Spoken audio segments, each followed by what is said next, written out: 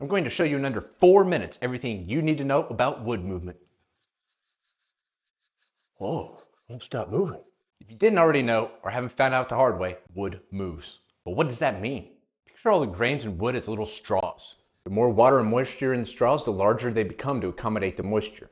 If the straws can't get longer or shorter, they can only get fatter or thinner. So wood movement is really expansion and contraction in the direction perpendicular to the grain. Grain's going this way, movement goes this way. The amount of expansion and contraction depends on a few key factors. Number 1, wood type. Different woods are affected by moisture in different ways. Number 2, the dimension of the wood you're concerned about expanding or contracting. The larger the piece of wood you're working with, the larger the potential expansion is going to be. Big pieces become much larger. Small pieces become a little bigger. Number 3, wood moisture level. Drier the piece of wood, the better. If you think you're going to cut down grandpa's old walnut tree and get to milling, you got it all wrong. It takes time for the wood to dry out, become more stable, or adverse to movement. There's 2 ways for lumber to dry out after harvesting a tree. First is air dry. This process takes years for most lumber to acclimate to regional ambient humidity. Number 2, some facilities have the capacity to kiln dry their lumber. This process is much faster, but may result in the lumber becoming drier than the local humidity level. If you're buying from a reputable hardwood dealer, ask them, do you kiln or air dry?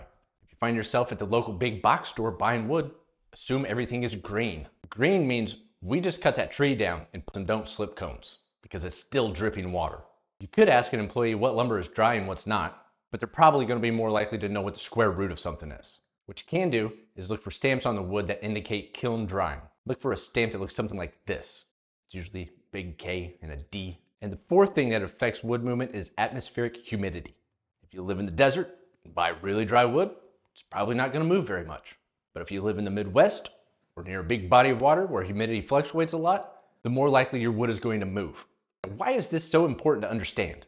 If you're working with solid wood materials and not plywood, you have to keep wood movement in mind when you design your project. If you don't plan accordingly, your project may literally make itself fall apart. There are multiple scenarios where movement plays an extremely important role in projects. Number 1, tabletops. Something as large as a tabletop is going to move quite a bit. Regardless of wood species, the key here is to use the correct method to fasten the top to the legs.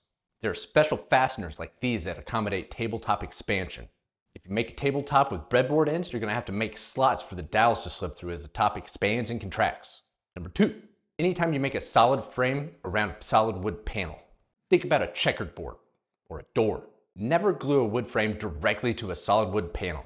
To avoid the problem here, make the panel a loose insert trapped into a glued together frame. If it's all glued together, the door panel or the checkerboard is going to expand and blow apart the frame. Number 3, never ever make a pizza slice table or a pie chart table. I cannot think of any way this thing is going to keep from destroying itself. In summary, wood moves. There's no way of stopping it.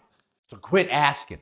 The only way wood stops moving is if it's prehistoric, petrified, but then it's actually a rock. And when was the last time you saw a rock move?